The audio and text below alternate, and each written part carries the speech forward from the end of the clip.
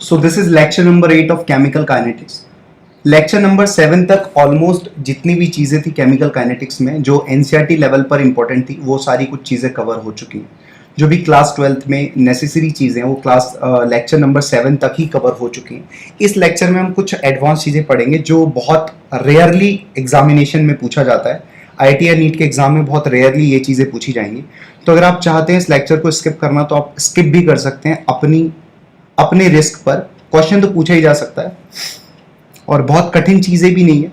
तो स्टार्ट करते हैं अपने आज के इस लेक्चर को, दैट इज कॉम्प्लेक्स रिएक्शन या मल्टी स्टेप रिएक्शन। हमने एलिमेंट्री रिएक्शन के बारे में बात कर ली है। एलिमेंट्री रिएक्शन काफी आसान होती है। एलिमेंट्री रिएक्शन में ऑर्डर लिखना बहुत इजी होता है। स्टोइशियोमेट्रिक कोफिशिएंट पता हो तो हम ऑर्डर लिख देंगे, लेकिन कॉम्प्लेक्स रिएक्शन में ऑर्डर लिखना इतना आसान नहीं है। वहां पर ऑर्डर जो है एक्सपेरिमेंटली डिटरमाइंड क्वांटिटी है, तो प्रॉपरली चीजें जब तक नहीं पता होंगी तब तक हम उस क्वेश्चन को सॉल्व नहीं कर पाएंगे। तो स्टार्ट करते हैं कि कॉम्प्लेक्स रिएक्शन को कैसे हैंडल करेंगे। सबसे पहली बात है, कॉम्प्लेक्स रिएक्शन ही मल्टी स्टेप रिएक्शन है। जो reaction more than one step में प्रोसीड होती है उसको हम कॉम्प्लेक्स रिएक्शन बोलते हैं। यहाँ पर फर्स्ट पॉइंट है reaction which proceed in multiple steps. जैसे देख सकते हैं आप, ए रिएक्टेंट लिया और डी हमारा यहाँ पर प्रोडक्ट है। तो पहले ये रिएक्शन ए से बी गई और फिर बी से सी और सी से डी, तो फाइनली डी हमको प्रोडक्ट मिल गया और इनिशियली रिएक्टेंट। तो एक स्टेप तो ए से बी वाला हो गया, एक स्टेप बी से सी वाला हो गया और तीसरा स्टेप सी से डी वाला हो गया। यहाँ पर दो इंटरमीडिएट बन रहे हैं जो रिएक्शन के बीच में ही बने हैं और बीच में ही कंज्यूम हो गए। फाइनली प्रोडक्ट मिला है, इनिशियली रिएक्टेंट था, तो बीच में जो भी चीज रहेगी उसको इंटरमीडिएट बोलेंगे।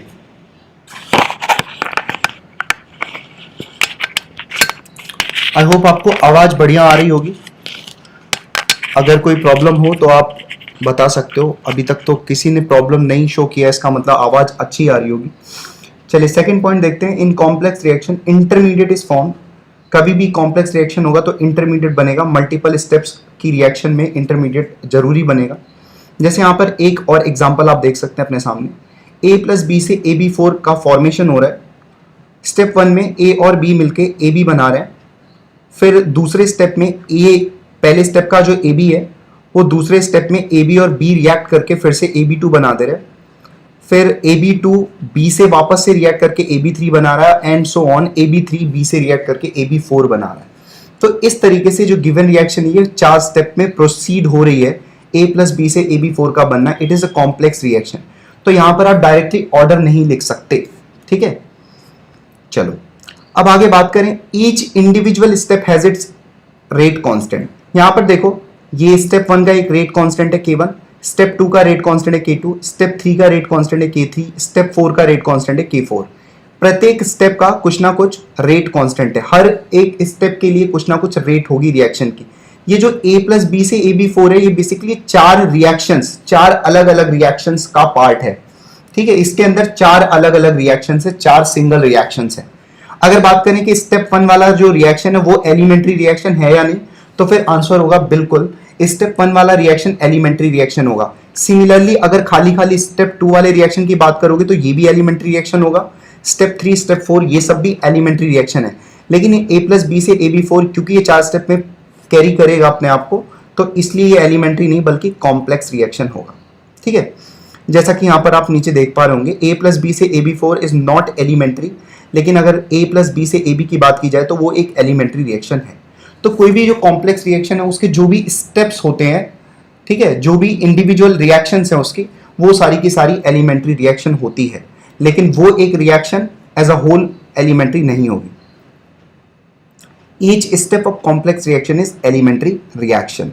तो प्रत्येक स्टेप को एलिमेंट्री रिएक्शन मान लेंगे। तो ये कुछ पॉइंट्स है, इनिशियल पॉइंट्स है कॉम्प्लेक्स रिएक्शन के बारे में, जिन्हें आप नोट कर सकते हैं।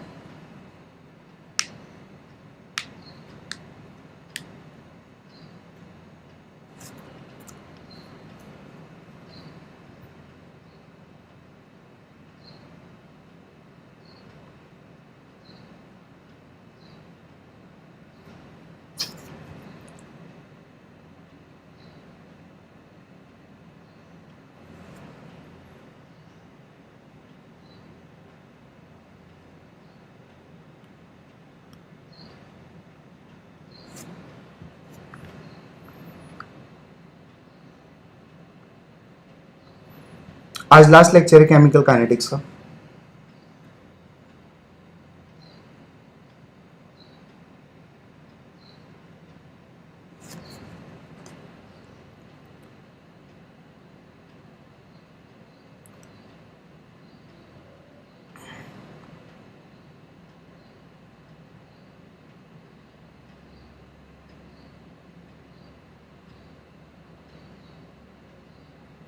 यूं कह सकते हैं अब हम ग्रुप ऑफ एलिमेंट्री रिएक्शन पढ़ रहे हैं। कई सारी एलिमेंट्री रिएक्शन का एक ग्रुप है जिसको हम कॉम्प्लेक्स रिएक्शन बोल रहे हैं, और एक एलिमेंट्री रिएक्शन के लिए हम ऑलरेडी चीजें पढ़ चुके हैं प्रीवियस लेक्चर्स में।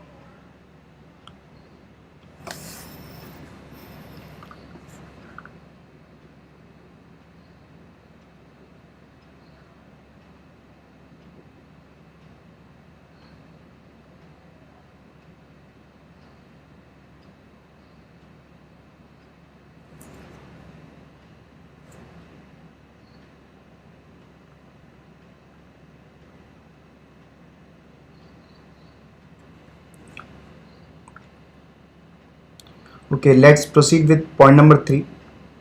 Order for complex reaction cannot be written directly. It is experimentally determined, but order for each step in complex reaction can be written directly. तो एज ए होल किसी कॉम्प्लेक्स रिएक्शन के लिए order नहीं लिख सकते, लेकिन जो जो स्टेप्स हैं, जैसे पिछले वाले एग्जांपल में 4 स्टेप्स थी, तो प्रत्येक स्टेप के लिए हम ऑर्डर लिख सकते हैं। जैसे पिछले वाले एग्जांपल में a+b से ab4 ये कॉम्प्लेक्स रिएक्शन था, तो we can not write order as it is multi step reaction, लेकिन इसका एक इंडिविजुअल स्टेप ले लें विच इज a+b से ab, तो इसके लिए हम डायरेक्टली जैसे एलिमेंट्री रिएक्शन के लिए ऑर्डर लिखते थे वैसे लिख सकते हैं। इसका रेट कैसे लिख सकते हैं, R इज K1, इसका रेट कांस्टेंट इस रिएक्शन का, इनटू A का कॉन्सेंट्रेशन और B का कॉन्सेंट्रेशन। यहाँ पे स्टोइशियोमेट्रिक कोफिशिएंट ही ऑर्डर के रूप में लिख लिए जाएंगे, क्योंकि ये एक रिएक्शन सिंगल स्टेप है, ये एक स्टेप है, तो इसको एलिमेंट्री रिएक्शन जैसे ट्रीट करेंगे हम। तो यहाँ पर इसके लिए काम कर सकते हैं। फोर्थ पॉइंट में बात है कि molecularity is not defined for complex reaction. Complex reaction के लिए मॉलिक्यूलरिटी की बातें नहीं करेंगे, उसके लिए मॉलिक्यूलरिटी डिफाइन नहीं होता है। ठीक है, तो ये 2 पॉइंट और हो गए, तो इनको जल्दी से लिख लो अब।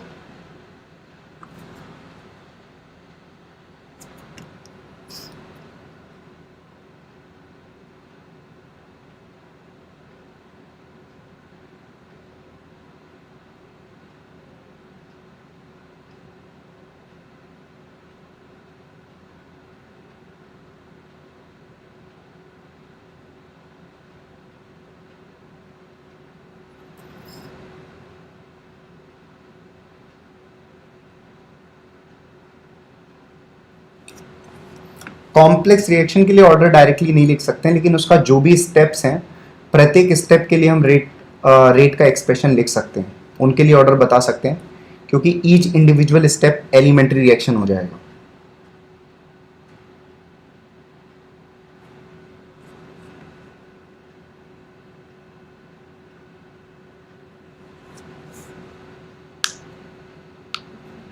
ठीक है, ये भी बात याद रख लेना, मॉलिक्यूलरिटी की बात नहीं करेंगे कॉम्प्लेक्स रिएक्शन के लिए, वो सिर्फ एलिमेंट्री रिएक्शन के लिए वैलिड है।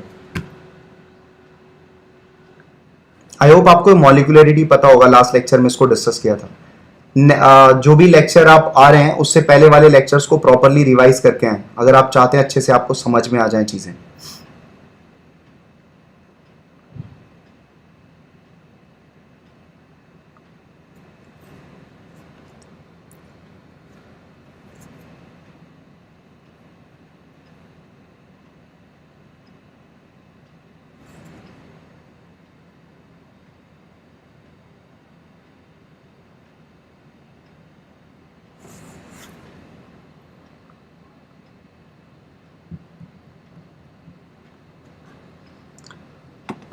चलिए, काफी पॉइंट्स देख लिया, अब एक क्वेश्चन देखते हैं।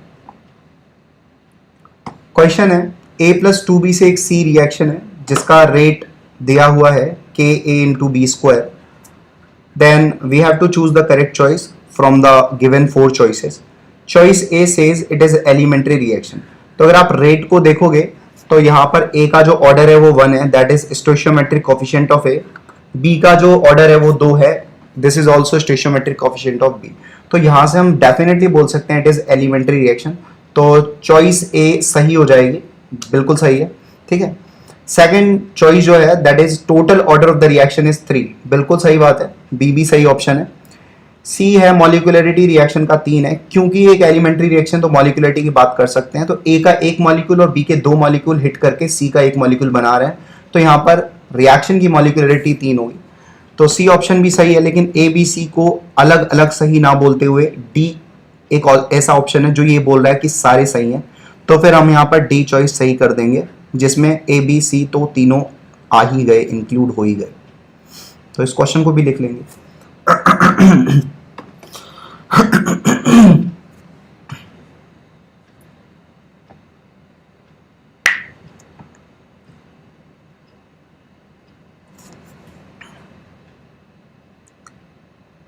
मैंने केमिस्ट्री की क्वेश्चंस, केमिस्ट्री के प्रॉब्लम्स जो हैं केमिकल काइनेटिक्स के वो सेंड कर दिए हैं, तो आप उन प्रॉब्लम्स को कर लेंगे। बाकी इस लेक्चर की ज़रूरत भी नहीं पड़ेगी उन प्रॉब्लम्स को करने के लिए, तो आप उन प्रॉब्लम्स को सॉल्व कर लें। बाकी जितना आपको डीसीए वगैरह दिया गया है, जितने नोट्स में क्वेश्चन है, उनसे ज़्यादा करने की कोशिश बिल्कुल ना करें। एक और क्वेश्चन देख लेते हैं। a प्लस 2b से फिर से सी रिएक्शन जा रही है, यहाँ पर रेट है k a की पावर 1/2 b। तो यहाँ पर a का स्टोइचियोमेट्रिक कोएफिशिएंट 1 है, लेकिन यहाँ पर ऑर्डर 1/2 है, तो तुरंत समझ में आ गया it is not a elementary reaction. तो एलिमेंट्री रिएक्शन नहीं है, तो पहला वाला ऑप्शन तो गलत हो गया। दूसरे में बात कर रहा है ओवरऑल ऑर्डर इज 3/2, तो बिल्कुल सही बात है, बी का ऑर्डर 1 है और ए का ऑर्डर 1/2 है, दोनों को ऐड करेंगे तो हमें 3/2 मिल जाएगा, तो बी चॉइस सही है। सी वाले में अगर आप देखेंगे रिएक्शन कंप्लीट्स इन मल्टीपल स्टेप्स, क्योंकि एलिमेंट्री रिएक्शन नहीं है तो ऑब्वियसली कॉम्प्लेक्स रिएक्शन होगी, तो फिर ये मल्टी स्टेप रिएक्शन है, तो सी वाला ऑप्शन सही हो जाएगा। डी में बात कर रहा है कि मॉलिक्यूलरिटी रिएक्शन का 3 है, तो डी की बात ही नहीं करेंगे हम, क्योंकि ये रिएक्शन तो कॉम्प्लेक्स रिएक्शन है, कॉम्प्लेक्स रिएक्शन में मॉलिक्यूलरिटी की बातें नहीं किया करते हैं, तो यहाँ पर डी की बात नहीं करेंगे, तो बी और सी चॉइस, दो चॉइस सही हो जाएंगी। तो इस क्वेश्चन को भी लिख लेंगे।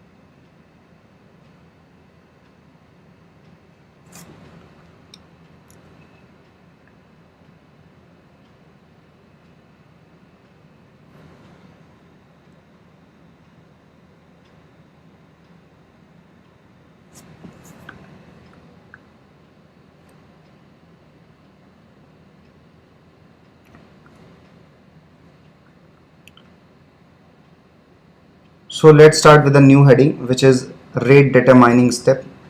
In short form, it is called RDS. देखिए क्या होता है रेट डिटरमाइनिंग स्टेप या RDS।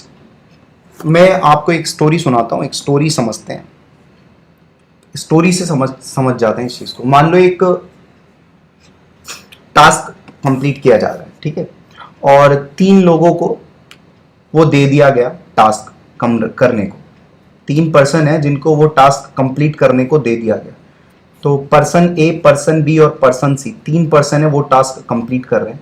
तो पर्सन ए तो बहुत तेजी से कर लेता है और पर्सन बी थोड़ा कम तेजी से करता है और सी जो है वो बहुत धीरे धीरे करता है। तो अगर मैं आपसे पूछूं, फॉर एग्जाम्पल पर्सन ए अपने टास्क को 1 घंटे में कर लेता है, पर्सन बी अपने टास्क को 2 घंटे में कर लेता है और पर्सन सी अपने टास्क को 10 घंटे में करता है, ठीक है। तो अगर आपसे पूछा जाए कि ये टोटल काम, ठीक है, टोटल काम कब कंप्लीट होगा, तो मैं आपसे बोलूंगा कि टोटल काम कब कंप्लीट होगा, तो आप आंसर करोगे 10 घंटे में कंप्लीट होगा, क्योंकि जो स्लोएस्ट काम कर रहा होगा जब उसका काम कंप्लीट हो जाएगा, उससे पहले तो काम कंप्लीट बाकी सबने कर लिया होगा ना, लेकिन टोटल ओवरऑल वर्क कब कंप्लीट होगा, जब स्लोएस्ट वर्कर का काम कंप्लीट हो जाएगा। ठीक है, तो किसी भी केमिकल रिएक्शन में भी वही होता है कि मान लो मल्टीपल स्टेप्स में रिएक्शंस हो रही हैं, तो कोई रिएक्शन तो बहुत तेजी से हो जाएगी और कोई रिएक्शन बहुत धीरे धीरे होगी। वो ओवरऑल रिएक्शन कब कंप्लीट होगी, जब स्लोएस्ट वाला स्टेप कंप्लीट हो जाएगा तब ओवरऑल रिएक्शन कंप्लीट हो जाएगी। इसका मतलब किसी कॉम्प्लेक्स रिएक्शन की रेट को, किसी कॉम्प्लेक्स रिएक्शन की स्पीड को डिटरमाइन करने का काम कौन करता है, स्लोएस्ट स्टेप। वही सारी चीजें इस पॉइंट में लिखी हुई हैं, पढ़ लेते हैं एक बार। If reaction is complex it completes in multiple steps. Some steps completes faster and some are slower. Okay, and one of the all steps will be slowest. एक step ऐसा होगा जो सभी का slowest होगा. This slowest step is called as rate determining step. ठीक है, तो मल्टीपल स्टेप में जो सबसे धीरे धीरे प्रोसीड हो रहा होगा वो स्लोवेस्ट स्टेप होगा। ठीक है, और उसी को हम आरडीएस बोलेंगे उस रिएक्शन का, या रेट डिटरमाइनिंग स्टेप बोलेंगे। वही डिटरमाइन करेगा कि इस ओवरऑल रिएक्शन, इस कॉम्प्लेक्स रिएक्शन का रेट क्या होगा। अभी आगे इस चीज को और अच्छे से समझेंगे। सेकेंड पॉइंट है, rate determining step determine the rate for overall reaction. Third में आप देख सकते हैं, थोड़ा एग्जांपल से समझ लेंगे। ए प्लस बी से AB3 बन रहा है, ये एक ओवरऑल रिएक्शन है, दैट इज कॉम्प्लेक्स रिएक्शन। इसका स्टेप 1 है, ए प्लस बी मिलके AB2 बना दे रहा है, और ए B2 के साथ मिलके, ठीक है थोड़ा गलत हो गया है, एक सेकेंड मैं बता रहा हूं क्या है, थोड़ा सही कर देता हूं। ए प्लस बी मिलके AB2 बना दे रहा है, ठीक है, और फिर यहां से ये जो AB2 है स्टेप 2 में, फिर से वो वापस से B के साथ कंबाइन होके AB3 बना रहा है। थोड़ा सही कर लूं उसको, तब देखो। चलो, स्टेप 1 में A प्लस बी मिलके AB2 बना रहे हैं, जो कि 1 सेकेंड में हो जा रही है, फास्ट स्टेप है। फिर सेकेंड वाली जो स्टेप है वो AB2 और B मिलके AB3 बना रहे हैं, विच इज वेरी स्लो, और 2 घंटे में प्रोसीड हो रही है। अगर मैं बोलूं कि आप AB3 कितने टाइम बाद मिलेगा, तो AB3 तो तभी मिलेगा ना जब AB2 और B कंबाइन करके AB3 बनाएंगे, है ना, तो 2 घंटे लग जाएंगे ना रिएक्शन को कंप्लीट होने में। तो रिएक्शन की जो ओवरऑल स्पीड है, ओवरऑल रिएक्शन की जो स्पीड है, वो किसने डिसाइड की है, स्लोएस्ट स्टेप ने डिसाइड की है। तो मल्टीपल स्टेप्स रिएक्शन में स्लोएस्ट स्टेप जो भी होगी वही रेट डिटरमाइन करेगा ओवरऑल रिएक्शन के लिए। ये एक इंपॉर्टेंट पॉइंट है जिसे आप याद रख सकते हो। ऑर्गेनिक केमिस्ट्री में बहुत इंपॉर्टेंट होता है ये, ऑर्गेनिक केमिस्ट्री में, ठीक है, आपको टीचर्स लोग बताएंगे, अभी बहुत ज्यादा नहीं बोलूंगा। ये बात याद रखना कि slowest step is rate determining step.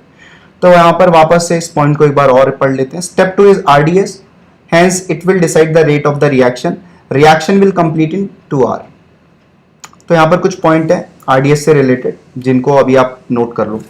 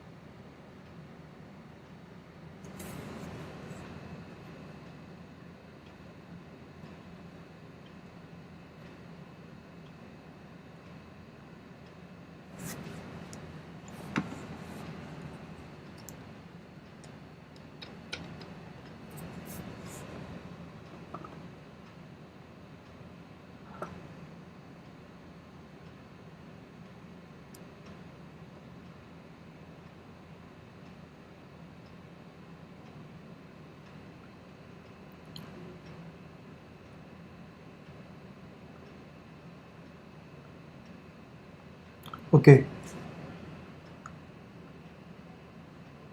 so let's start with a new point, that is how to write rate for the complex reaction. मान लीजिए कॉम्प्लेक्स रिएक्शन हो, एलिमेंट्री रिएक्शन के लिए रेट तो आप लिखना सीख गए हो, क्योंकि वहां पर स्टोइशियोमेट्रिक कोफिशिएंट पता होगा तो ऑर्डर लिख दोगे और फिर रेट कांस्टेंट से मल्टीप्लाई करके आप उस रिएक्शन का रेट लिख दोगे। लेकिन अगर रिएक्शन कॉम्प्लेक्स होगी फिर वहां पर कैसे रेट लिखेंगे वो यहां पर देखेंगे। इसमें दो केसेस हैं। पहला केस ये है कि आरडीएस इज गिवन, मतलब वो स्टेप पता है कि जो स्लोएस्ट स्टेप है रिएक्शन का वो आपको मालूम है, and intermediate is not present on reactant side in RDS. ध्यान से इस बात को समझेंगे थोड़ा सा। जैसे यहां पर देखिए, आप पहला केस ये है कि आरडीएस दिया हुआ है आपको, जैसे ये रिएक्शन है A+2B से C, ये कॉम्प्लेक्स रिएक्शन है, तो यहां पर स्लोएस्ट स्टेप पता है, इसका मतलब आरडीएस पता है। Intermediate is not present on reactant side in RDS, तो आरडीएस में इंटरमीडिएट इस रिएक्शन का अगर मैं बोलूं आपसे A+2B से C, इस रिएक्शन में इंटरमीडिएट तो D हो गया ना। अब आरडीएस को देखो एक बार, आरडीएस तो ये वाला स्टेप 1 है, इस वाले स्टेप में क्या इंटरमीडिएट रिएक्टेंट साइड में है, मतलब रिएक्टेंट साइड में क्या D है, नहीं है ना। तो ऐसे वाले केस की बात कर रहे हैं। वापस से मैं आपको बता रहा हूं, ये जो टॉपिक है वो ये सिखाएगा आपको कि कॉम्प्लेक्स रिएक्शन का आप रेट कैसे लिखोगे, ये सिखा देगा।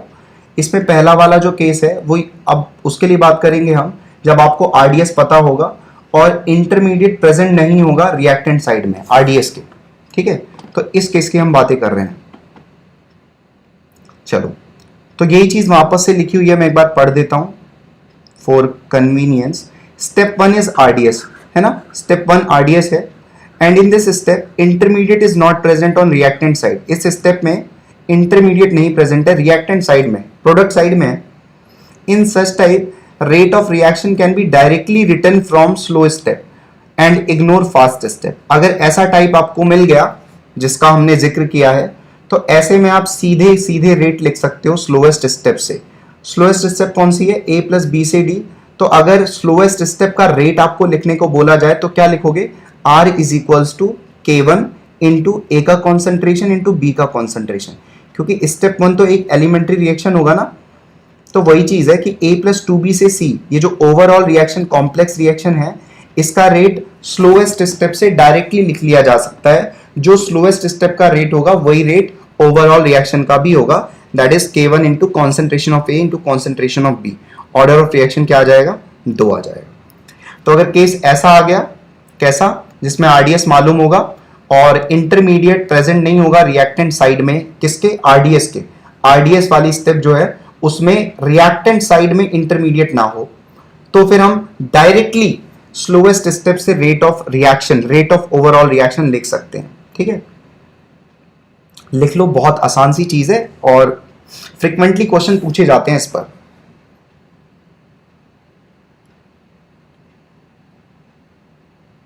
अगर मतलब इन चीजों पर क्वेश्चन आ रहे हैं तो फ्रीक्वेंटली इन चीजों पर क्वेश्चन आ जाते हैं।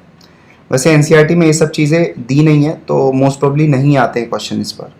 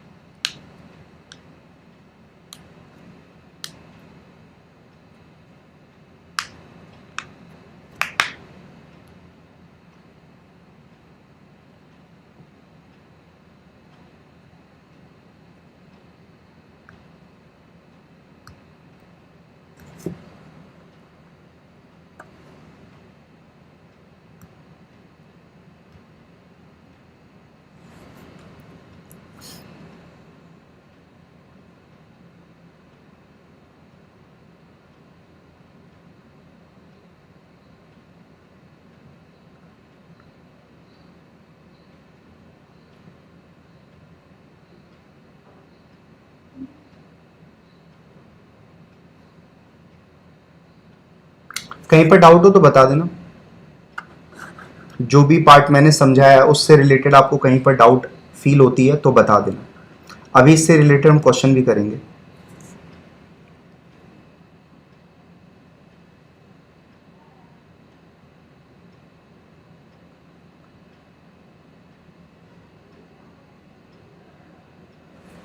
एक तो क्वेश्चन अभी हमने देख ही लिया यहां पर।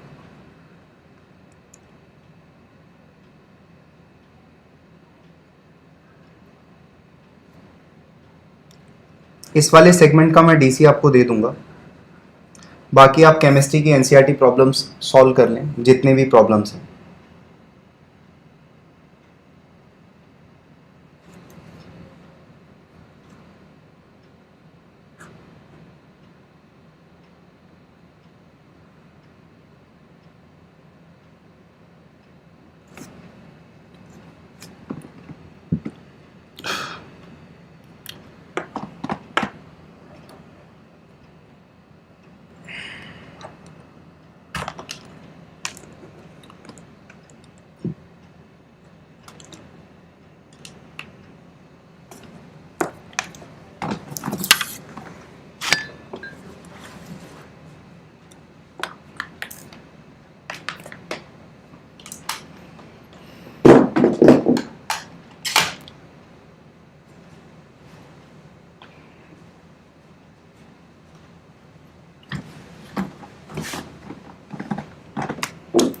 चलो, तो ये लिख लिया होगा आपने।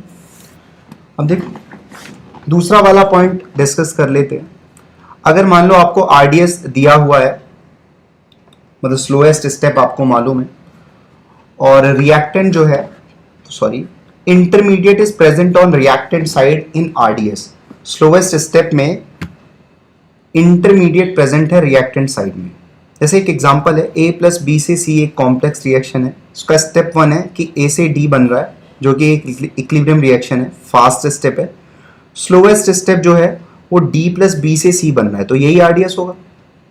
अब इस आरडीएस में ये देखना है क्या इंटरमीडिएट रिएक्टेंट साइड में आ रहा है, तो डी जो है वो तो इंटरमीडिएट है, वो रिएक्टेंट साइड में आ रहा है, तो ये तो सेकेंड वाले पॉइंट का एग्जाम्पल हो गया जो अभी हम पढ़ रहे हैं। ठीक है, तो अब हम इस टाइप के क्वेश्चन को कैसे करेंगे वो यहां पर देखने वाले हैं। तो वापस से step 2 is RDS, okay, and intermediate is present in reactant side of RDS if we write rate directly by RDS. ठीक है, अभी लास्ट वाले टाइप में मैंने आपको क्या बताया था कि आरडीएस से डायरेक्टली रेट लिख दो। तो अगर मान लो हम लिख देते हैं डायरेक्टली स्लोएस्ट स्टेप से अगर मैं रेट लिखता हूं, तो आर बराबर क्या होगा, K3 into concentration of D into concentration of B, ये हो जाएगा।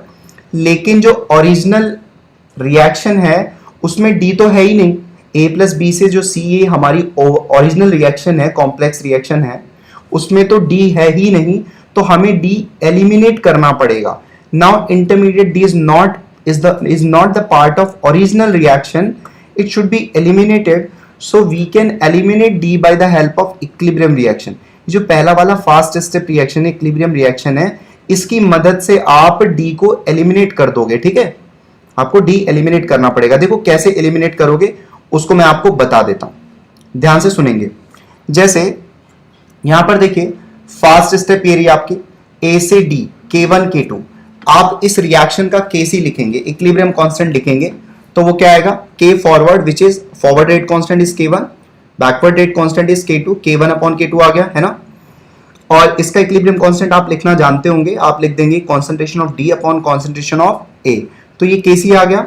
अब यहां से देखिए आप यहां पर कॉन्सेंट्रेशन ऑफ D यहां से लिख लीजिए K1 upon K2 into concentration of A, ये चीज आ गई, ये ठीक है।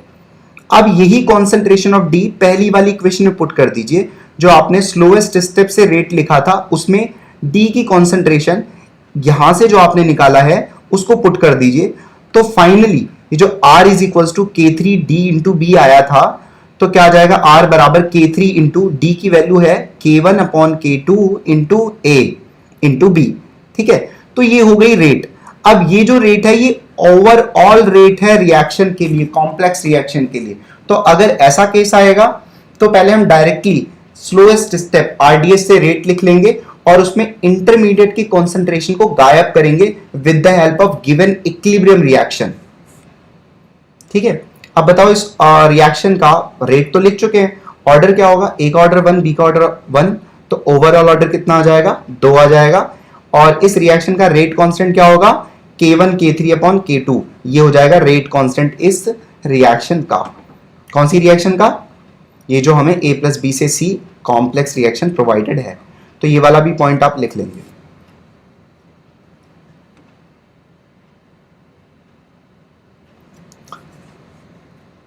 डिफिकल्ट तो नहीं लग रहा होगा, ये तो आसान लग रहा होगा। इतना डिफिकल्ट भी नहीं है।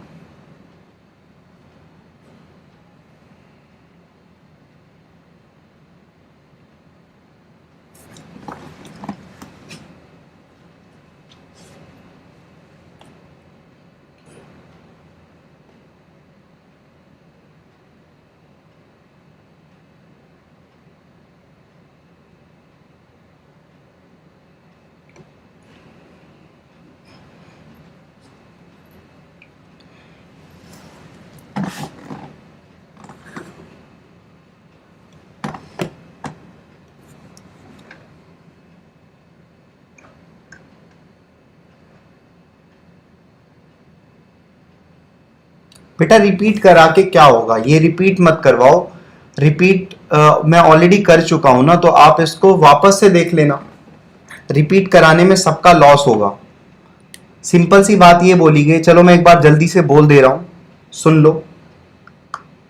मेरा कहने का मतलब है, अगर आपको कोई पॉइंट नहीं समझ में आता है तो घबराने की जरूरत नहीं है, वापस से देख लेना।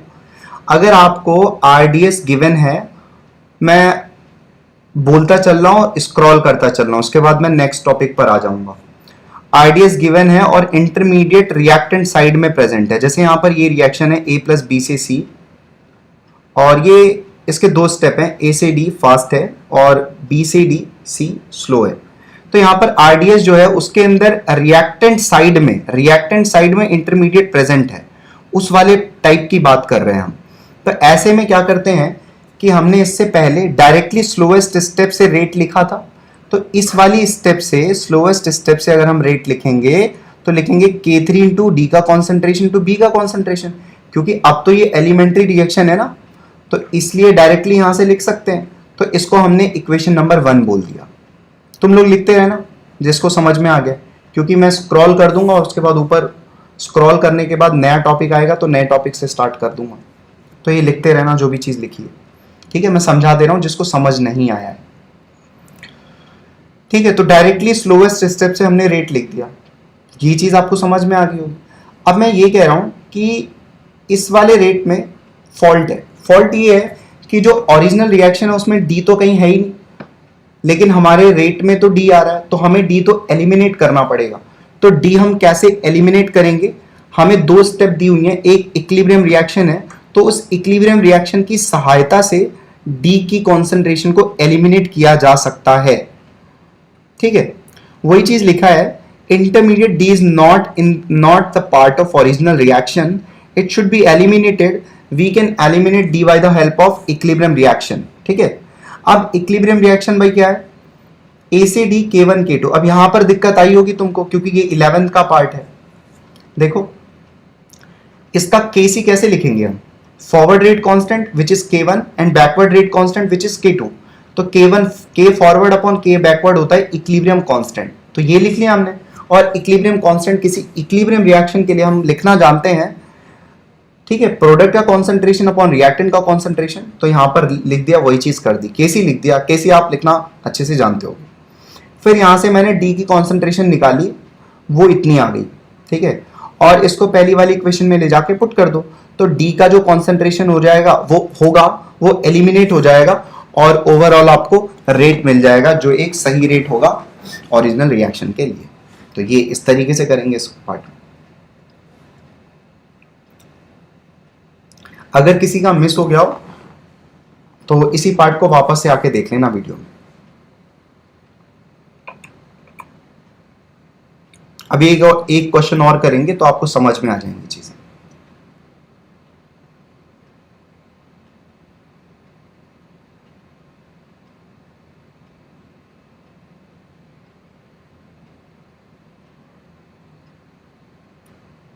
ठीक है, चलो अब देखो एक क्वेश्चन। चलो ये वाला क्वेश्चन तुम्हें दिया, तुम जल्दी से निकाल दो। ये क्वेश्चन तुम्हारे लिए है, क्वेश्चन को देखो और जल्दी से सॉल्व करना स्टार्ट करो। 2 मिनट दिए तुम्हें, 2 मिनट में सॉल्व कर दो।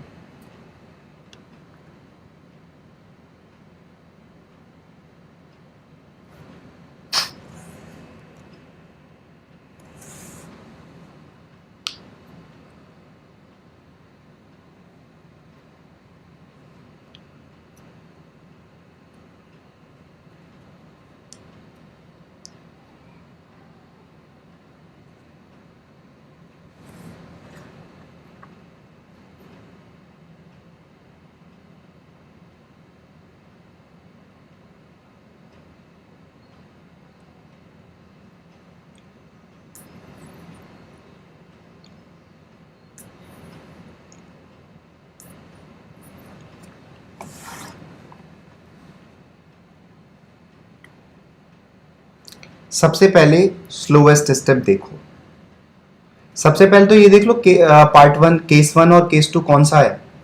तो स्लोएस्ट स्टेप में क्या इंटरमीडिएट प्रेजेंट है, तो बिल्कुल ओ इंटरमीडिएट प्रेजेंट है, तो ये सेकेंड वाला केस का एग्जाम्पल है। तो यहाँ पर अगर मैं डायरेक्टली इस वाले स्टेप से, स्लोएस्ट स्टेप से लिखूंगा रेट, तो क्या होगा K3 इंटू O3 का concentration, ozone into oxygen O, ठीक है, ये आ गया रेट।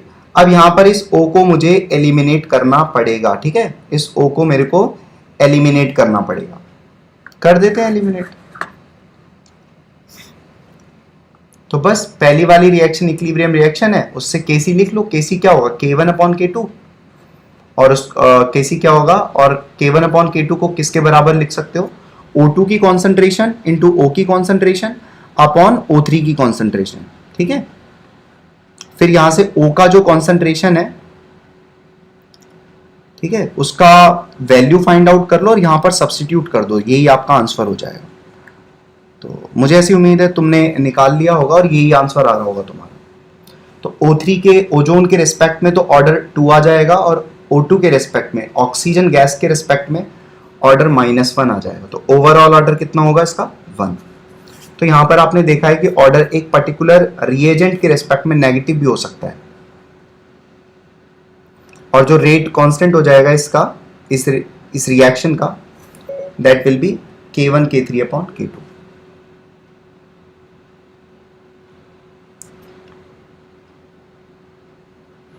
तो ये आंसर मैच कर लेंगे, और इस क्वेश्चन को तुम्हें खुद करना है, इसका सॉल्यूशन देखने की जरूरत नहीं है। फिर भी नहीं आता है तो वीडियो तो अवेलेबल रहेगा, वहां से देख लेंगे।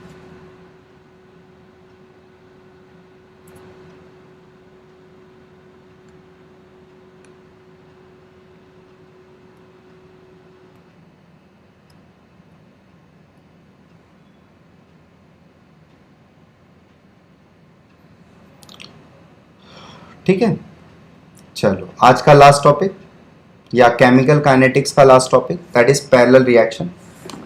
मोस्ट ऑफ द बुक्स में ये चीज़ें हैं भी नहीं और पूछी भी नहीं जाती। मान लो कभी पूछ लिया गया तो बता देना, इतना भी कठिन नहीं है। तो इसको पढ़ लेते हैं एक बार, अच्छे से समझ लो।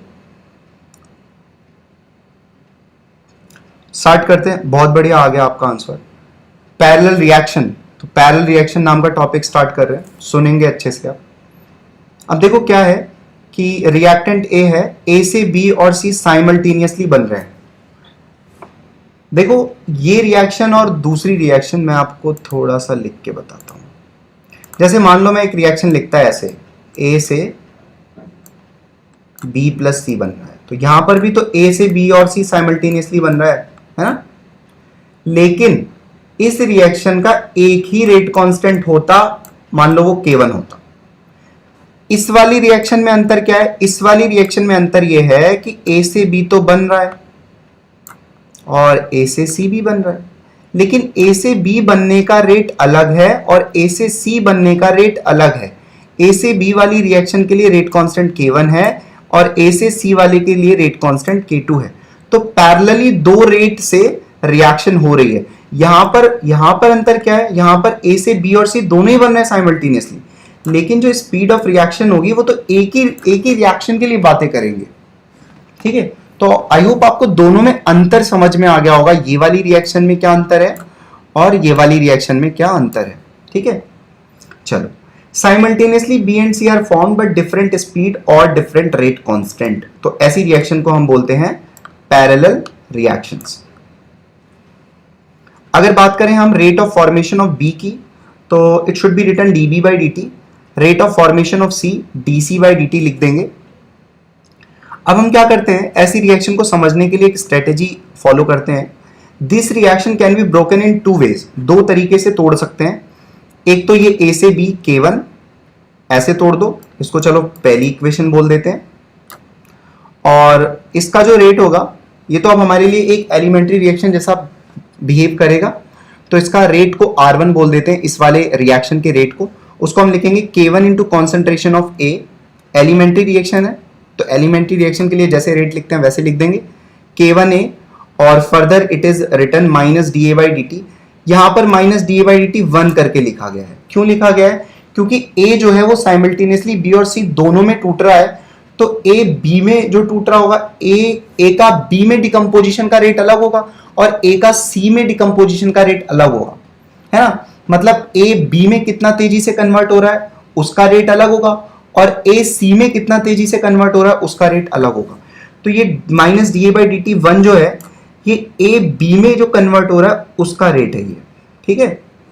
और फर्दर इसको हम लिख सकते हैं डीबी बाई डी टी। चलो अब दूसरे वाले पार्ट में इसको दूसरी रिएक्शन बोल देते हैं कि ए से बी बन रहा था और उसका रेट कांस्टेंट है K2। तो इसकी रेट हम लिखेंगे R2 is equals to K2 into concentration of A is equals to minus D A by D T. अब की देखो दूसरा आ गया क्योंकि आपकी ए का जो टूटने का रेट है वो बी के अंदर है, ए बी में कितनी तेजी से कन्वर्ट हो रहा है वो बता रहा है ये, ठीक है। फर्दर इसको D C by D T, देखो एक सेकेंड गलत लिख गया है ना, this is not B this is C, इसको सही कर लेंगे। तो ये सी है, एक सेकेंड थोड़ा अच्छे से कर लेने दो।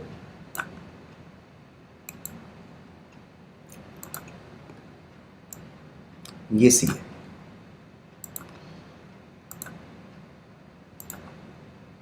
ठीक है। अब देखो इसको इतना लिख दिया, ये तो समझ में आ गया होगा। Total rate of consumption of A कितनी तेजी से खत्म हो रहा है, क्योंकि ए तो बी में भी खत्म हो रहा है और सी में भी खत्म हो रहा है, तो इसका मतलब इसको हम लिखेंगे minus D A by D T one plus minus D A by D T two. ये बी में कन्वर्ट होने का रेट है और ये सी में कन्वर्ट होने का रेट है, ठीक है। तो टोटल रेट ऑफ कंजम्पशन ए का दोनों को ऐड करके मिल जाएगा। इसको हम जानते हैं minus D A by D T one, ये इसकी वैल्यू क्या है के वन इंटू ए है ना। देखो minus D A by D T one की value K one into A और minus D A by D T two का value K two into A है, तो वही वैल्यू यहाँ पर सब्सटीट्यूट कर दो, के वन इंटू ए और के टू इंटू ए। यहाँ से के one plus K two common आ जाएगा और यहाँ पर कॉन्सेंट्रेशन ऑफ ए। तो अब हमें ये पता चल गया कि जो ए का डिकम्पोजिशन रेट है, ए का डिके रेट है, वो के one plus K two into उसका कॉन्सेंट्रेशन है, ठीक है। बात समझे। तो अब ये कहीं ना कहीं हमको ये फर्स्ट ऑर्डर जैसी रिएक्शन दिख रही है ना, समझे क्या। रेट ऑफ डिकम्पोजिशन ऑफ ए कितना है, के one plus K two into ए, ऑर्डर कितना हो गया वन, और रेट कांस्टेंट कितना मान सकते हैं इसके लिए, मतलब ये हमारे लिए एक फर्स्ट ऑर्डर रिएक्शन हो गई। ये जो पैरेलल रिएक्शन है ना, ये वाली रिएक्शन, ये ए से बी ए से सी, ये अब हमारे लिए ओवरऑल ये हमारे लिए एक फर्स्ट ऑर्डर रिएक्शन हो गई जिसका रेट कांस्टेंट हो गया है के वन प्लस के टू। तो हम क्या करेंगे, use all the formula of first order and put के बराबर के वन प्लस के टू, ठीक है। जैसे मान लो अगर हमें इस पैरेलल रिएक्शन के लिए ln a not upon A T लिखना हो तो कितना लिखेंगे हम, पहले कैसे लिखते थे फर्स्ट ऑर्डर रिएक्शन के लिए, ln a not upon A T is equals to K T. तो वहां पर वापस से ln a not upon A T is equals to K की value K one plus K to. यहाँ पर a वापस से a नॉट क्या है, a की इनिशियल कॉन्सेंट्रेशन, ए टी क्या है, a की t टाइम पर कॉन्सेंट्रेशन। टी आप वहां पर कैसे लिखते थे ln टू बाई के, यहां पर कैसे लिखेंगे ln टू बाई के वन प्लस के टू, ठीक है। ये जो k है ना, ये k, इसको हम बोलते हैं ओवरऑल रेट कांस्टेंट, ठीक है। थोड़ा घटिया राइटिंग में लिख रहा हूं, ठीक है, समझ जाना तुम। ओवरऑल रेट कांस्टेंट,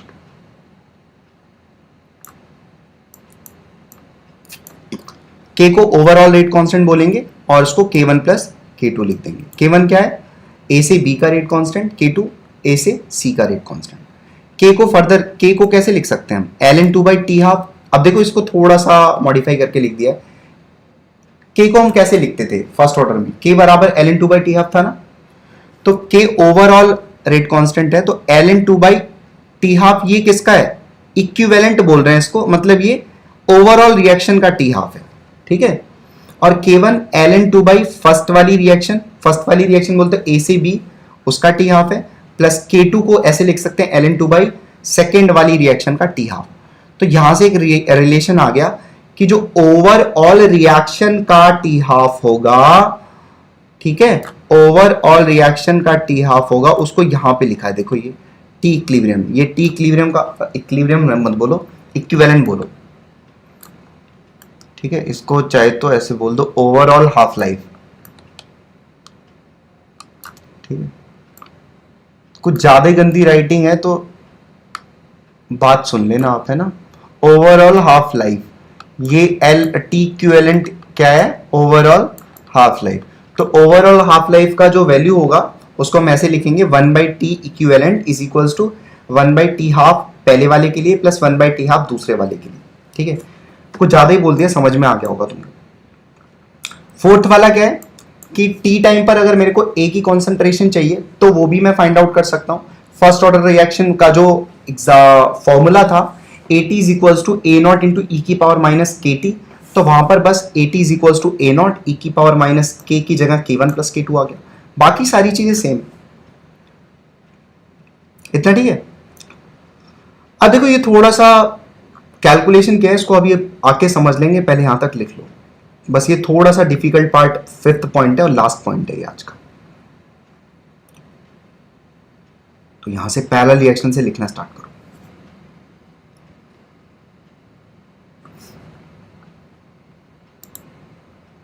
ठीक है, तुम लिखो, तब तक ये सब मिटा दूं मैं।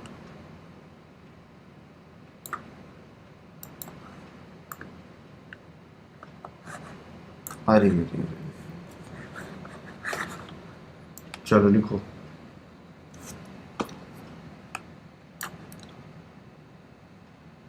डाउट हो पूछ लेना कुछ।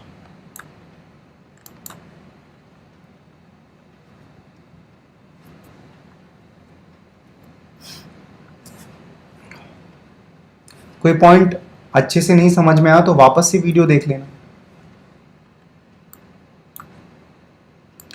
बहुत टाइम रहता होगा तुम्हारे पास, वापस से आके वीडियो देख लेना।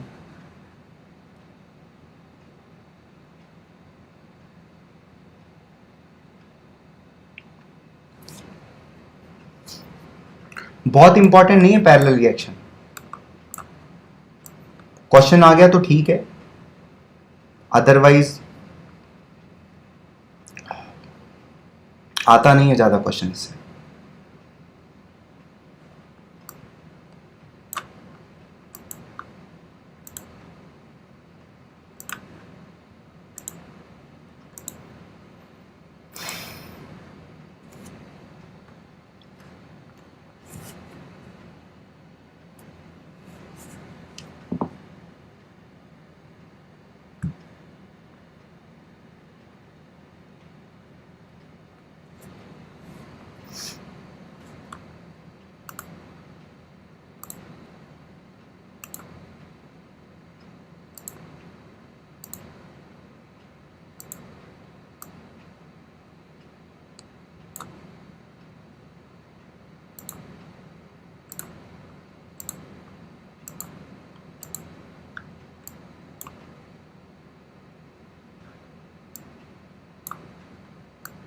तुम्हें इसके प्रूफ्स पर नहीं जाना है, ये हमने कैसे किया है इससे कोई तुमको देखने की जरूरत नहीं है। ये सब चीजें बहुत ज्यादा एक बार समझ में आ गया, ठीक है। तुम्हें तो क्या करना है कि सारे फॉर्मूले फर्स्ट ऑर्डर वाले लगाने हैं, वहां पर के की value K one plus K to कर देनी है। तो ए के लिए सारी चीजें निकाल लोगे।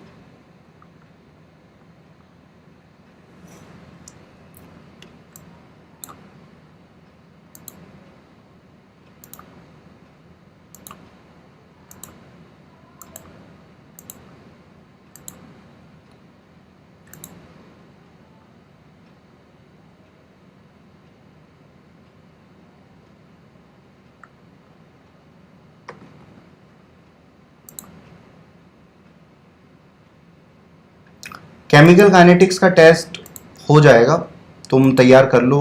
आज कितनी तारीख है, आज है 28 तारीख है ना। केमिकल काइनेटिक्स का टेस्ट कर लेते हैं, 2 दिन दे देते हैं तुम्हें। तो 31 का महीना है ना, 31 को करेंगे, ठीक है। इसका टेस्ट 31 को कर लेंगे, केमिकल काइनेटिक्स।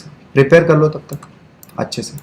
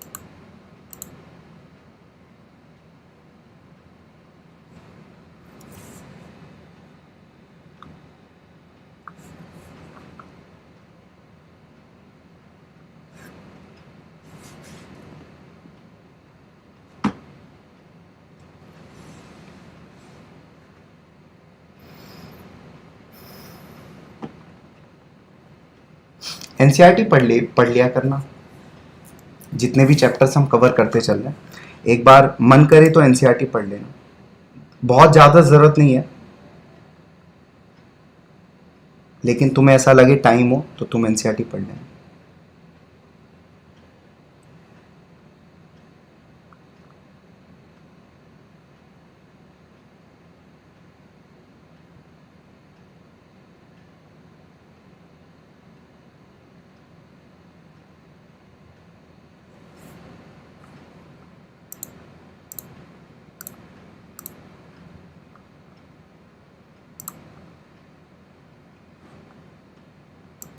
ये के लिख लेना, ओवरऑल रेट कांस्टेंट,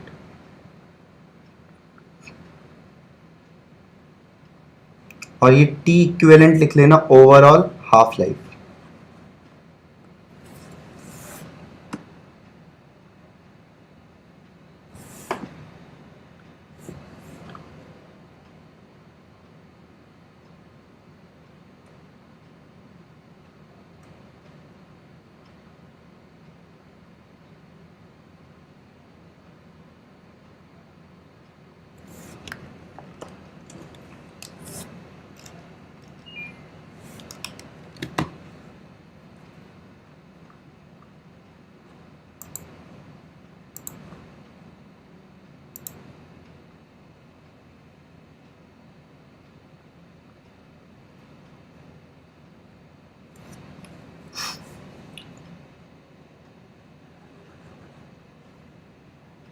ये 80 टी टाइम पर ए की कॉन्सेंट्रेशन है, और ए नॉट टी टाइम पर ए की सॉरी इनिशियली ए की कॉन्सेंट्रेशन।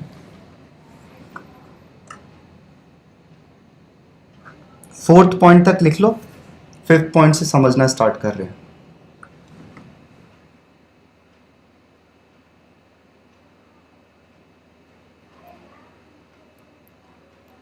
चलो, तो देखो फिफ्थ पॉइंट थोड़ा सा डिफिकल्ट या लेंदी लग सकता है तुमको, देखो समझने की कोशिश करना। थोड़ा सा ऊपर आ जाते और ये देख लेते हैं कि ये देखो यहाँ पर K1 इंटू, सुनना अच्छे से जो बोल रहा हूँ, K1 इंटू ए की वैल्यू क्या है, dV बाई dt के बराबर है। ठीक है, ये फर्स्ट वाली रिएक्शन से लिखा है ना। K1 इंटू ए जो है वो dV बाई dt के बराबर है, मतलब rate of formation of B जो है वो K1 इंटू ए के बराबर है। तो ये वाला फॉर्मूला मैं यूज करके B की बातें कर रहा हूँ। फिफ्थ वाले पॉइंट में मैंने क्या लिखा है, K1 into concentration of A is equals to dV by dt। मैं यहां से चाहता हूं कि B की कॉन्सेंट्रेशन निकल जाए टी टाइम पर, इसलिए मैं ये काम कर रहा हूं। तो dB by dt is equals to K1 into A का कॉन्सेंट्रेशन टी टाइम पर हम ऑलरेडी जानते हैं, तो K1 इंटू ए का कॉन्सेंट्रेशन रख देंगे टी टाइम पर, और ए का कॉन्सेंट्रेशन देखो उठा के मैंने ये रख दिया टी टाइम पर concentration, which is A not into E की power minus K1 plus K2 into T. ठीक है, अब यहां से dt को इधर ले गए, यहां पे मल्टीप्लाई कर दिया और दोनों साइड को इंटीग्रेट कर दिया, जीरो से लेके टी टाइम तक। जीरो पर बी की कॉन्सेंट्रेशन तो नहीं रही होगी, प्रोडक्ट टी बराबर जीरो पर नहीं रहा होगा, और टी टाइम पर बी की कॉन्सेंट्रेशन मान लो बीटी हो गई। ठीक है, अब ये इंटीग्रेट कर दिया, यहां पर देखो K1 जो है कांस्टेंट है, ध्यान से सुनना, इंटीग्रेशन में घबराना मत, घबराने लगते हो तुरंत ही, ध्यान सुनो। K1 कांस्टेंट है, A नॉट कांस्टेंट है। ठीक है, तो ये K1 A नॉट तो कांस्टेंट है, इसका तो कोई लेना देना ही नहीं है ना। अब तुम्हें थोड़ी बहुत बात बतानी पड़ेगी इंटीग्रेशन की। चलो मैं एक पॉइंट बता दे रहा हूं, ठीक है, ध्यान सुनना, फिर आ जाते हैं इस पॉइंट पर। मैं एक पॉइंट लिख रहा हूं, इंटीग्रेशन ऑफ e की power kx dx।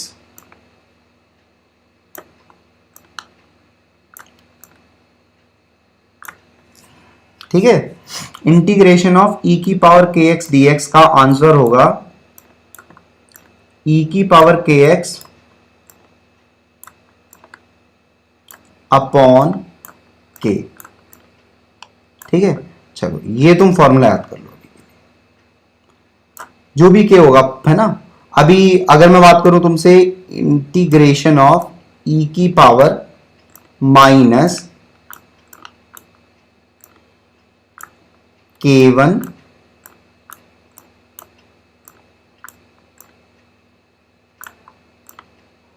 Plus K2 into T, ठीक है, x को वेरिएबल रिप्लेस करके t कर दिया इंटू dt। अब देखो अगर ये इंटीग्रेशन आ जाए तो तुम्हें समझ में आ गया होगा इसका इंटीग्रेशन क्या होगा।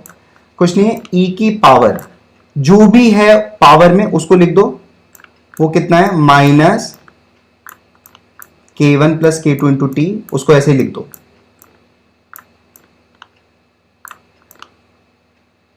अरे एक सेकेंड,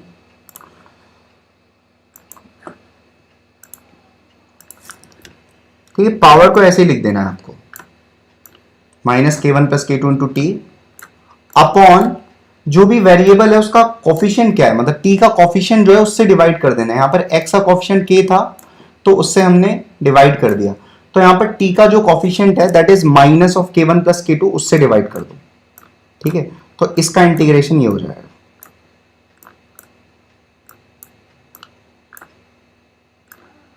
ठीक है, ये एक इंटीग्रेशन याद कर लो चाहे तो। पहले इन दो पॉइंट को कहीं लिख लो फिर आगे बढ़ो। इसको कहीं पर नोट करके लिख लेना, आगे भी जरूरत पड़ेगी इस चीज की। e की पावर kx का इंटीग्रेशन होगा e की पावर kx अपॉन k, ठीक है। प्लस सी वगैरह लगा देते हैं हम, उसकी बात यहां पर नहीं करेंगे। मतलब आर्बिट्रेरी कांस्टेंट लगाते हैं ना, याद होगा आप तुमको, इनडेफिनेट इंटीग्रेशन, उसकी बात नहीं करेंगे क्योंकि वैल्यू पुट करेंगे लिमिट की ऊपर नीचे तो सी तो ऐसे ही चला जाएगा। ये याद कर लो, एक ये वाला पॉइंट याद कर लो, ये तो एक एग्जांपल हो गया। जल्दी से लिख लो ये।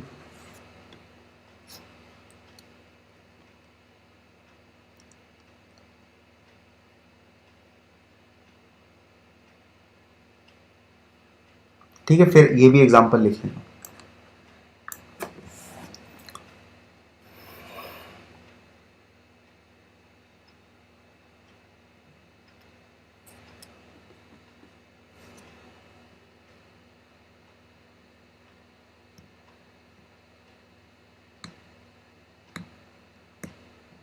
चलो अब समझ में आ जाएगा तुम्हें।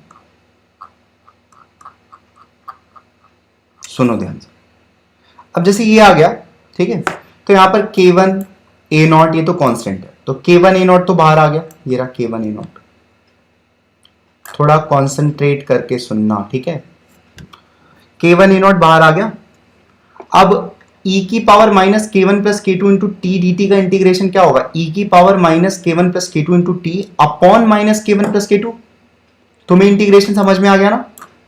और लिमिट कहां से कहां पुट करनी है अपने को, जीरो से लेकर टी तक, ठीक है। लेफ्ट हैंड साइड में हमने लिमिट जीरो से bt तक पुट की है, तो db का इंटीग्रेशन b होगा और लिमिट पुट करोगे तो ये लेफ्ट हैंड साइड वाला पार्ट तुम्हें समझ में आ गया होगा। राइट हैंड साइड में इंटीग्रेशन में K1 A0 कांस्टेंट है उसको बाहर रखा और e की power minus K1 plus K2 into T का जो इंटीग्रेशन है वो है e की power minus K1 plus K2 into T upon minus K1 plus K2, वो ऐसे ही लिख दिया और यहां पर जीरो से t तक लिमिट पुट कर रहे हैं।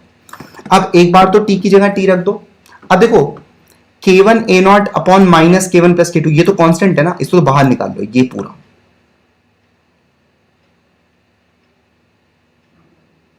ये जो पूरा है इसको बाहर निकाल लो और फिर लिमिट पुट कर दो, तो ये तो बाहर आ गया।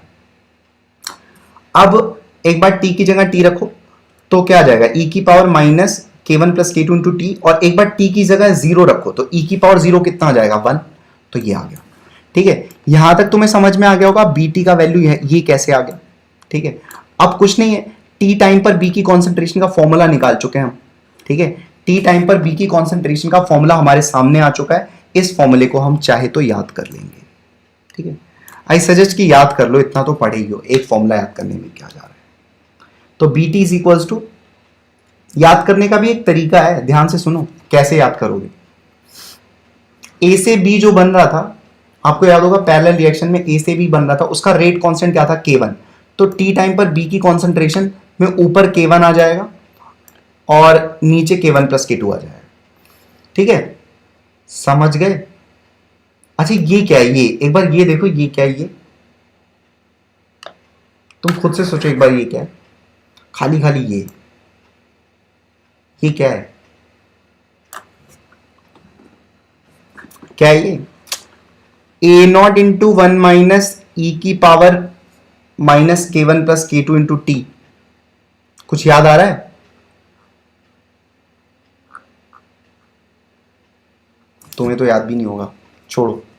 एक्स आता था ये, एक्स याद है? फर्स्ट ऑर्डर रिएक्शन में एक्स की वैल्यू आती थी ए not into one minus E की power minus K T, x की वैल्यू आती थी।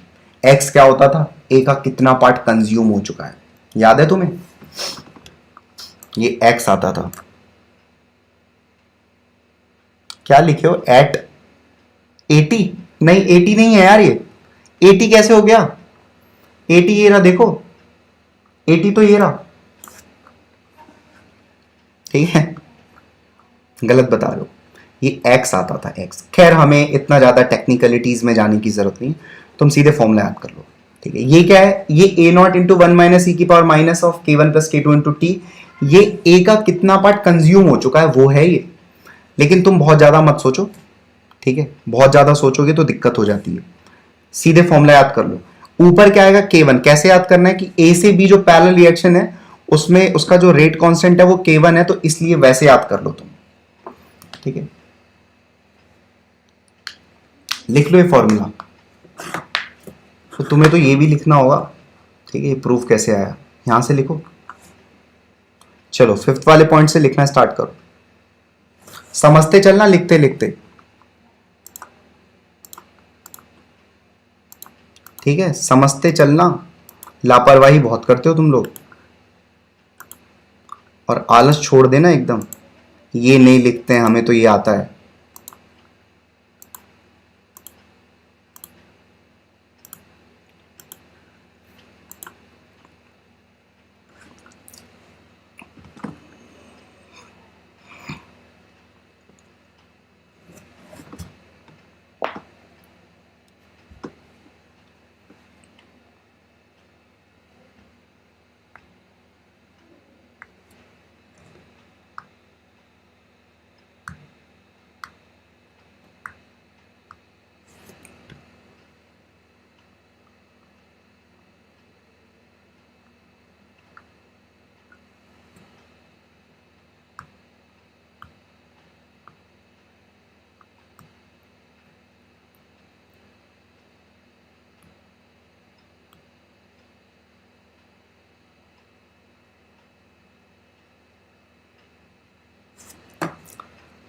कल कुछ पॉइंट्स मैंने दिए होंगे टेलीग्राम पर, तुम्हें उन पॉइंट्स को थोड़ा ध्यान देना। सारे पॉइंट अच्छे से पढ़ के उन पर अमल करना स्टार्ट करना। Those points are very very important.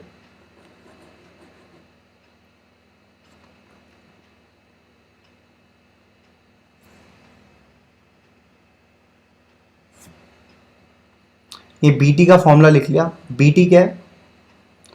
T time पर बी की कॉन्सेंट्रेशन।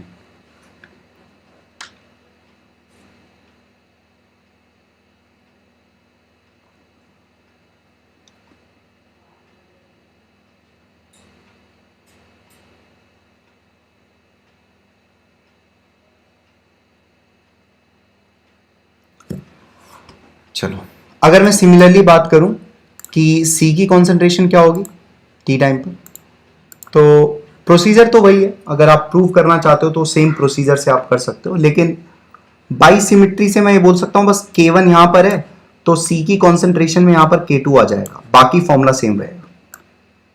तो टी टाइम पर C की कॉन्सेंट्रेशन का फॉर्मूला लिख लेना, बस ऊपर K2 हो जाएगा और B में ऊपर K1 है। तो टी टाइम पर B की कॉन्सेंट्रेशन पता चल गई है और C की कॉन्सेंट्रेशन टी टाइम पर पता चल गई है।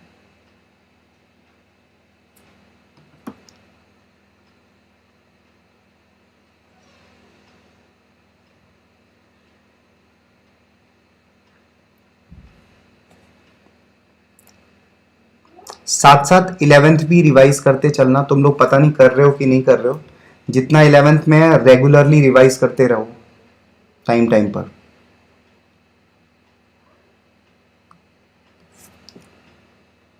चलो अगर मैं बात करूं यहां से टी टाइम पर बी और सी की कॉन्सेंट्रेशन का रेशियो ले लो, तो रेशियो लोगे तो K1 अपॉन K2 आ जाएगा, सब कुछ कट जाएगा और K1 K2 बचेगा। तो वापस एक ये नया फॉर्मूला है, ये कुछ ज्यादा इंपॉर्टेंट है क्योंकि यहाँ से बहुत कुछ चीज़ें निकाली जा सकती हैं, मैं बताऊंगा कैसे। तो ratio of concentration of B and C is always constant, ये हमेशा कॉन्स्टेंट होगा। बी और सी का जो रेशियो होगा कॉन्सेंट्रेशन का वो हमेशा कॉन्स्टेंट आ रहा है किसी भी टी टाइम पर, और वो K1/K2 के बराबर है। ठीक है, लिख लो इसे।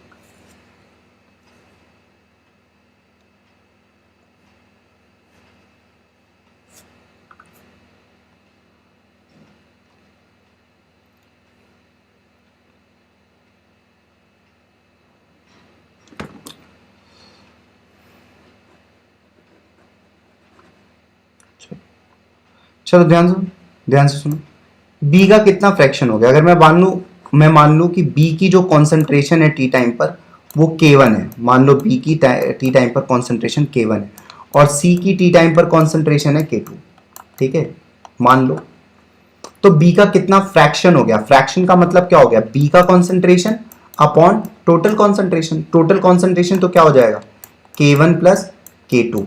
तो रेशियो से रेशियो अगर निकालेंगे तो हम बी टी को K1 मान सकते हैं और सी टी को K2 मान सकते हैं, मैं ऑलरेडी बहुत बार बताया हूं।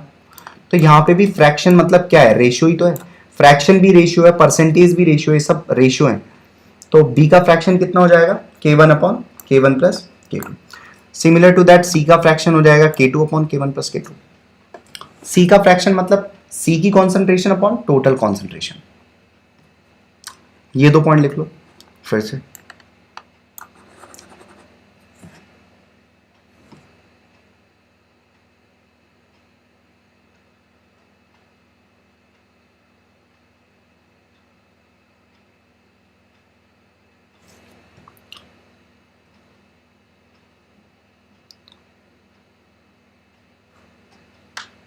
चलो थ्योरेटिकली ये चैप्टर खत्म हो चुका है। दो क्वेश्चंस कर लेते हैं इसके ऊपर और चैप्टर को समाप्त करते हैं।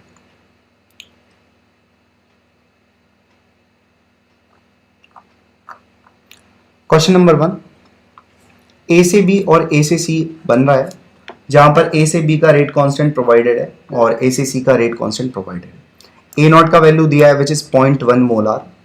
पहले तो के ओवरऑल बताना है, ओवरऑल रेट कांस्टेंट बताना है। तो which is K1 plus K2 which we know, तो यहाँ से K1 ले लिया और यहाँ से K2 ले लिया, दोनों को ऐड कर दिया, ठीक है। तो ये निकाल लोगे तो ये इसकी वैल्यू आएगी 0.0693। तुम कर लेना खुद से, ठीक है, मैं थोड़ा जल्दी में बता दे रहा हूँ क्योंकि क्वेश्चन में कुछ ऐसा है नहीं formula based question. Overall half life चाहिए, तो ओवरऑल हाफ लाइफ निकालने के लिए ln2/k ओवरऑल कर दो। k ओवरऑल कितना है? 0.0693। तो यहाँ से 10 सेकेंड आ जाएगा, ठीक है। समझ में आ रहा होगा, नहीं समझ में आएगा तो पूछ लेना। तीसरे वाले पार्ट में हमें बी और सी की कॉन्सेंट्रेशन पूछा है 10 सेकेंड पर, ठीक है। देखो 2-3 तरीके बता रहा हूं मैं करने के, सुनो समझो। पहले तो फॉर्मूला लगा दो। फॉर्मूला क्या है? बी का कॉन्सेंट्रेशन टी टाइम पर कैसे निकालते हैं? K1/K1 plus K2 into A not 1 minus E की power minus K1 plus K2 into T, ठीक है। और यहाँ से K1 प्लस K2 की वैल्यू है 0.0693 इंटू टी का वैल्यू है 10 सेकेंड पर पूछा है ना, ये 10 सेकेंड पर पूछा गया है। तो यहाँ पर K1/K2 ये सब तो निकाल लोगे तुम, डिवाइड करके, मल्टीप्लाई डिवाइड करके। फिर यहाँ पर जब तुम निकालोगे ना तो यहाँ पर बनेगा ई की पावर माइनस 0.693। और याद है तुम्हें मैंने ये याद करने को बोला था क्या? वापस से बता दे रहा हूँ। ई की पावर 0.693 जो होता है वो कितना होता है भाई? दैट इज 2, ठीक है। ई की पावर, थोड़ा सही से लिख लो, ई की पावर 0.693 की वैल्यू 2 होती है, ये चीज याद कर लेना। और ई की पावर माइनस 0.693 की वैल्यू हो जाएगी 1/2। वापस से बता रहा हूं, ठीक है। हेलो स्वाति किराम, लेकिन यहां पर तो लेक्चर चल रहा है। ई की पावर माइनस 0.693 का जो वैल्यू होगा दैट शुड बी 1/2, है ना। चलो तो इसका वैल्यू 1/2 है, हाँ, तो 1/2 यहां पर वैल्यू पुट कर देंगे। 1 minus 1/2 it will come out to be 1/2। तो ये जो फिर आंसर निकालोगे तो तुम्हारा जो आंसर आएगा दैट शुड बी 1.5 इंटू 10 की पावर -2 मोलार। तो इस क्वेश्चन का आंसर आ जाएगा, ठीक है। आई होप तुम्हें क्वेश्चन समझ में आ चुका होगा अच्छे से।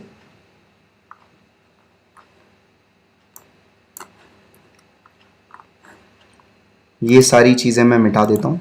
बाकी कुछ एक्स्ट्रा इन्फॉर्मेशन जो यहाँ पर मैंने दी है, e की पावर 0.693, ये सब वैल्यूज याद कर लो और जल्दी से इस क्वेश्चन को कॉपी कर लो।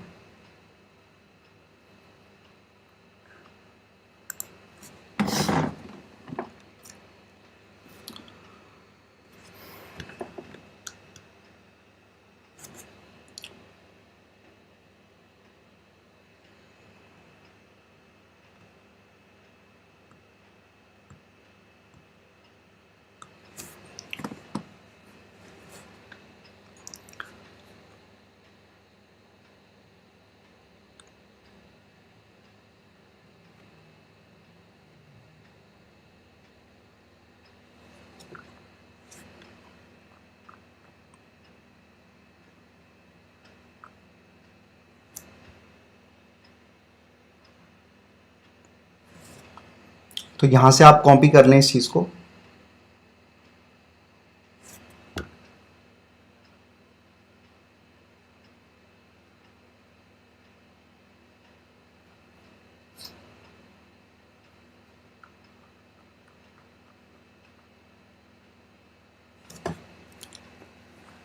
कोई डाउट रहे, कोई भी क्वेश्चन पूछना हो, तुम कोई आपकी अगर क्वेरी है तो आप मुझसे पूछ सकते हो अभी।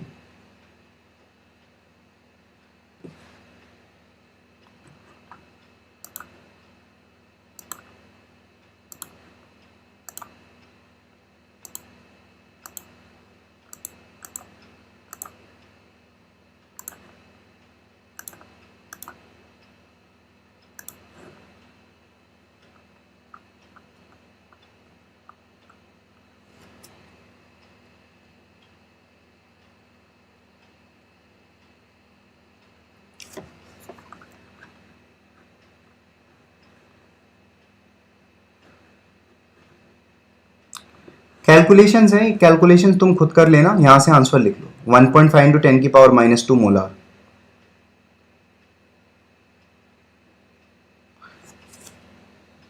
मैं तो बहुत लेट हो गई, किस चीज के लिए लेट ये मुझे समझ नहीं आ रहा है। किस चीज के लिए आप लेट हो गए?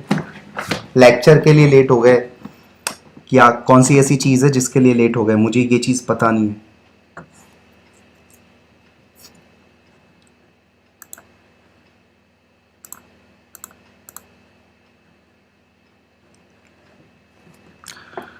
तो मुझे पहले तो क्लियर कर दो आप, तो फिर मैं बता सकता हूं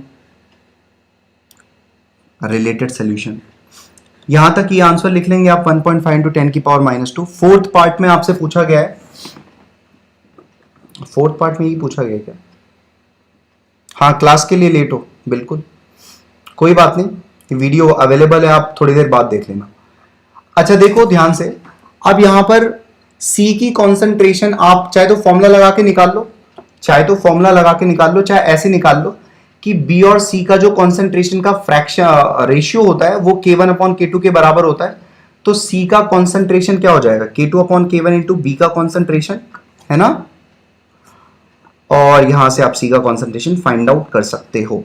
हमने यहाँ पे फॉर्मूला नहीं लगाया, वो जो लंबा सा फॉर्मूला था ना, वो फॉर्मूला नहीं लगाया, डायरेक्टली फ्रैक्शन सॉरी रेशियो हमें मालूम है, तो फिर हम वहां से फाइंड आउट कर सकते हैं।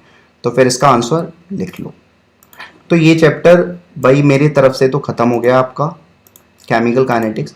आपको आपकी कोई जनरल क्वेरी हो इस चैप्टर से रिलेटेड कि कहाँ पर प्रॉब्लम हो रही है, तो बहुत जल्दी से मुझे बता दो, कोशिश करूंगा सॉल्व करने की जितना मेरे से हो सकता है। कहीं पर कोई प्रॉब्लम आती है तो बता दो। अच्छा एक और क्वेश्चन है यार, है ना? चलो एक और क्वेश्चन है, सुन लो, इसका आंसर लिख लो। एक और क्वेश्चन है, उसको डिस्कस कर लेते हैं।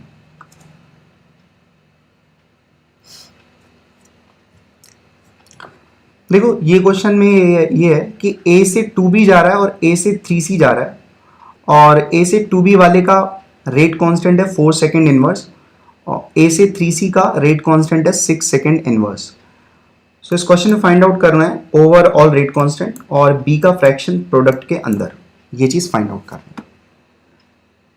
K ओवरऑल तो वैसे ही फाइंड आउट कर लिया, K1 plus K2 which is very easy, 4 plus 6 is 10। सो यहां से आंसर आ गया। फिर सेकंड वाले पार्ट है बी का फ्रैक्शन प्रोडक्ट के अंदर।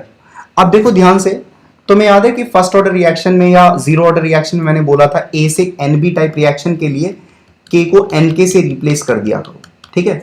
तो वापस से वही बी और सी का जो रेशियो होता है कॉन्सेंट्रेशन का वो K1/K2 होता है, लेकिन क्योंकि यहाँ पर 2B और 3C है तो हम यहाँ पर N1K1/N2K2 करेंगे, ये याद रखना।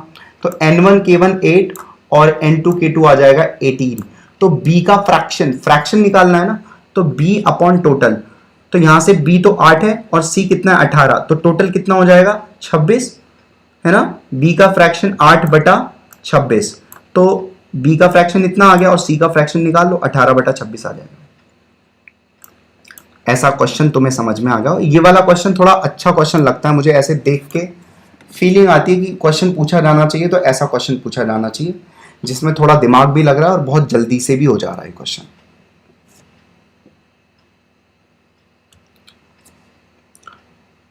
तो मैंने तुम्हारा केमिकल काइनेटिक्स पूरा खत्म कर दिया है। अब तुम्हारी कोई जनरल क्वेरी है, जनरल क्वेश्चंस हैं, कोई डाउट्स हैं इस चैप्टर से रिलेटेड, या कहीं पे कोई प्रॉब्लम आ रही है तो वो मुझे बता सकते हो। और अगर कोई प्रॉब्लम नहीं है तो फिर ठीक है, इस सेशन को अब खत्म कर देंगे, आज के इस सेशन को। इसको जल्दी से कॉपी कर लो।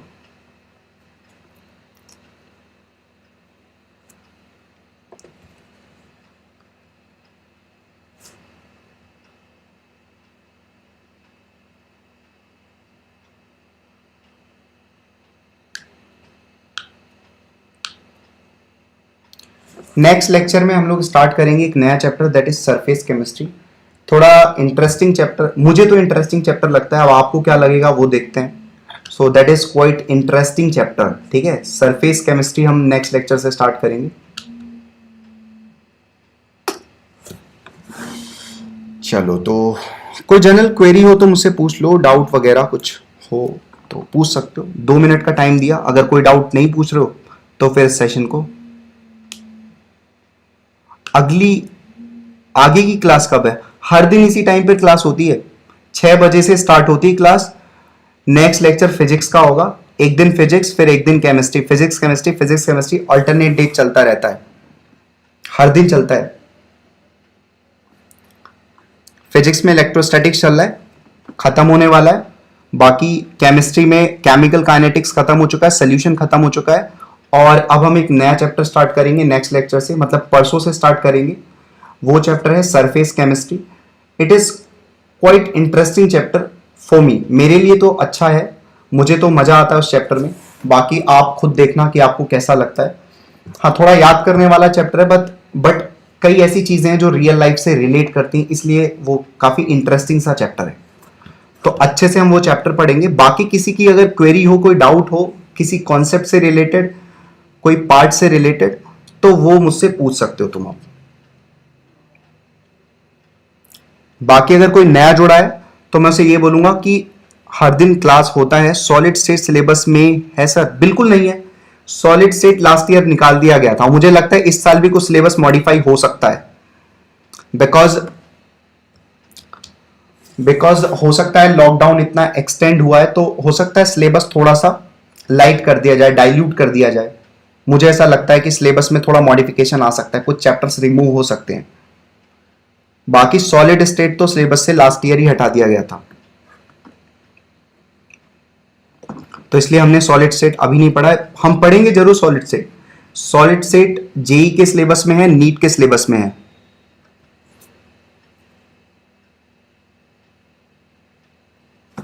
ये क्या पूछा आपने?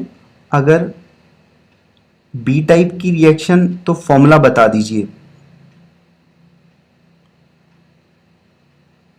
NaC बी टाइप, अच्छा NaC बी टाइप के लिए कोई फॉर्मूला ही नहीं है। मैंने आपको DCA 8 में सेकंड क्वेश्चन में ये चीज क्लियर कर दी थी कि A से NB के लिए तुम फॉर्मूला लगा सकते हो, K को NK से रिप्लेस कर सकते हो, लेकिन अगर NaCB होगा रिएक्शन तो फिर वहां पर स्टोइचियोमेट्री मत चेंज करना, है ना। वहां पर स्टोइचियोमेट्री चेंज करने से चीजें गलत हो जा रही थी। मैंने आपको वहां पर वो हेल्प भी की थी कि वो चीज गलत हुई थी, तो उसको सही करने के लिए मैंने रिक्वायर्ड करेक्शन आपको बोला था वहां पर। तो उसके लिए कोई फॉर्मूला नहीं है, जैसे आप यूज करते हो वैसे ही करना है। जैसे आप फर्स्ट ऑर्डर रिएक्शन करते हो, जो भी रिएक्शंस करते हो वैसे ही करना है। मैंने क्वेश्चन नंबर 2 DC8 का, आप क्वेश्चन नंबर 2 देख लो, आपको समझ में आ जाएगा। कोई फॉर्मूला नहीं है उसके लिए, सब चीज के लिए फॉर्मूला नहीं है। इसके अलावा कोई क्वेश्चन हो किसी का, किसी की भी क्वेरी हो कोई भी किसी चीज से रिलेटेड, वो मुझसे पूछ सकता है। ये चैप्टर खत्म हो चुका है, केमिकल काइनेटिक्स। केमिकल काइनेटिक्स की प्रॉब्लम को मैं यहां पर डिस्कस कर रहा हूं। कोई किसी भी प्रकार की प्रॉब्लम आपको इस दौरान आई हो, जब से हमने स्टार्ट किया है चैप्टर, कोई भी पर्टिकुलर कॉन्सेप्ट आपको दिक्कत कर रहा हो, तो वो मुझे बता दो। मैं उसका जो भी सोल्यूशन मेरे तरफ से हो सकता है, मैं आपको डिटेल सोल्यूशन दे दूंगा। बाकी इसका डीसी मैं आपको अपडेट कर दूंगा।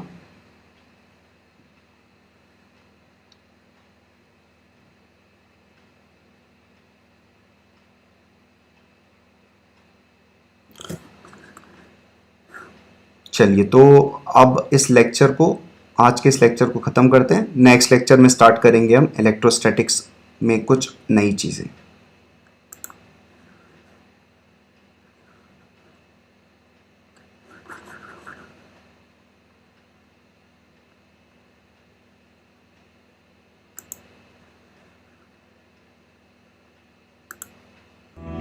Lecture is complete now.